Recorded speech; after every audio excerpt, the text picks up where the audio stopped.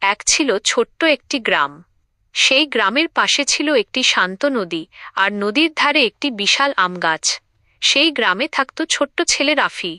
রাফির সবচেয়ে প্রিয় বন্ধু ছিল একটি সাদা বক পাখি।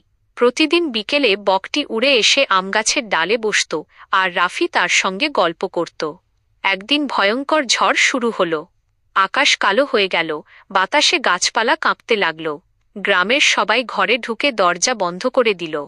কিন্তু রাফি হঠাৎ দেখল তার সাদা বকবন্ধুটা নদীর ধারে আহত হয়ে পড়ে আছে।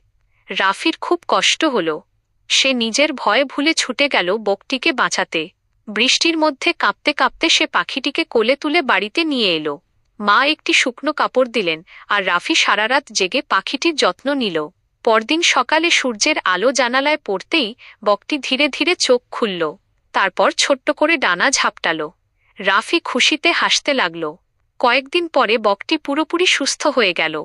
যাওয়ার সময় সে রাফির চারপাশে কয়েকবার উড়ল, যেন ধন্যবাদ জানাচ্ছে। তারপর আকাশের দিকে উড়ে গেল।